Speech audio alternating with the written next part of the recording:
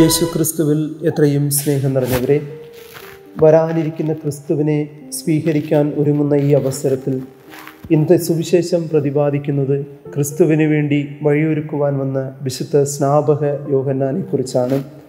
വിശുദ്ധ മത്തായിയുടെ സുവിശേഷം 11-ാം അധ്യായം 11-ാം വാക്യം: സ്ത്രീകളിൽ നിന്ന് ജനിച്ചവൻ സ്നാപക യോഹന്നാനേക്കാൾ വലിയവൻ ഉണ്ടായിട്ടില്ല. എങ്ങനെയാണ് വിശുദ്ധ സ്നാപക യോഹന്നാൻ സ്ത്രീകളിൽ ജനിച്ചവരിൽ ഏറ്റവും വലിയവനായി മാറിയത്? ഒരു കുഞ്ഞിൻ്റെയും ജനനം ആകസ്മികമല്ല. ഓരോ കുഞ്ഞിനെയും കുറിച്ച് ദൈവത്തിന് വളരെ വ്യക്തമായൊരു പദ്ധതിയുണ്ട്.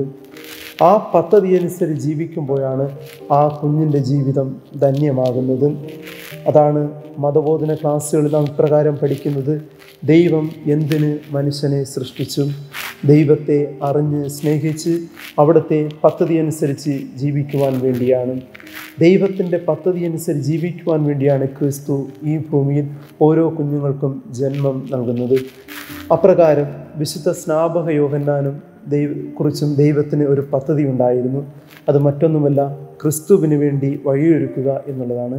ആ പദ്ധതി വിശുദ്ധ സ്നാപക യോഹന്നാൻ വിശ്വസ്തതാപൂർവ്വം ജീവിതത്തിൽ നിർവഹിച്ചതുകൊണ്ടാണ് വിശുദ്ധ സ്നാപക യോഹന്നാൻ ഈ ഭൂമിയിലെ സ്ത്രീകളിൽ ജനിച്ചവരിൽ വെച്ച് ഏറ്റവും മഹാനായി മാറിയത്.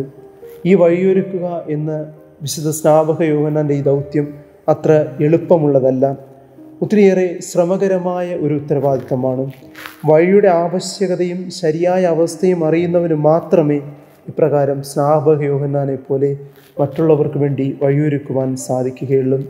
തൻ്റെ പിന്നാലെ വരുന്നവനെക്കുറിച്ച് കരുതലുള്ളവന് മാത്രമേ ഇപ്രകാരം വഴിയൊരുക്കുവാനുള്ള ഒരു മനസ്സുണ്ടാവുകയുള്ളൂ.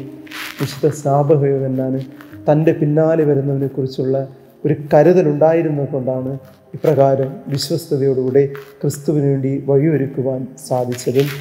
വചനം തുടർന്ന് പറയുന്നത് പ്രകാരമാണ്: എങ്കിലും സ്വർഗരാജ്യത്തിലെ ഏറ്റവും ചെറിയവൻ അവനേക്കാൾ വലിയവനാണ്. സ്വർഗരാജ്യത്തിലെ ഏറ്റവും ചെറിയവൻ പോലും വിശുദ്ധ സ്നാപക യോഹന്നാനേക്കാൾ വലിയവനാണ്. കാരണം ക്രിസ്തു വചനത്തിൽ പറയുന്നത് ഇപ്രകാരമാണ്: നീതിമാന്മാരെ കുറിച്ചല്ല, മറിച്ച് അനുതപിക്കുന്ന ഒരു പാപിയെക്കുറിച്ചാണ് സ്വർഗത്തിൽ ഏറ്റവും കൂടുതൽ സന്തോഷം ഉണ്ടാകുന്നത്. കാരണം നീതിമാന്മാർക്ക് സ്വർഗത്തിൽ എത്തിച്ചേരുക എളുപ്പമാണ്, പാപികൾക്ക് എളുപ്പമല്ല. അവർ അനുതപിച്ച് പാപങ്ങൾ ഏറ്റുപറഞ്ഞുകൊണ്ട് സ്വർഗത്തിൽ എത്തിച്ചേരുമ്പോഴാണ് സ്വർഗത്തിൽ കൂടുതൽ സന്തോഷം ഉണ്ടാകുന്നത്. അതാണ് ധൂർത്തപുത്രൻ്റെ ഉപമയിൽ ധൂർത്തപുത്രൻ മടങ്ങി വരുമ്പോഴാണ് ആ ഭവനത്തിൽ ഏറ്റവും വലിയ സന്തോഷം ഉണ്ടാകുന്നത്. കാണാതെ പോയ നാണയത്തിനുമേൽ നഷ്ടപ്പെട്ടു പോയ കാണാതെ പോയ നാണയം തിരിച്ചു കിട്ടിയപ്പോഴാണ് ആ ഭവനത്തിൽ ഏറ്റവും വലിയ സന്തോഷമുണ്ടാകുന്നത്. അതുപോലെയാണ് സ്വർഗം കൂടുതൽ സന്തോഷിക്കുന്നത് നഷ്ടപ്പെട്ടു പോയ ഒരു മനുഷ്യൻ തിരികെ വരുമ്പോഴാണ്. അനുതപിക്കുന്ന പാപിയെക്കുറിച്ചാണ് സ്വർഗത്തിൽ ഏറ്റവും വലിയ സന്തോഷമുണ്ടാകുന്നത്.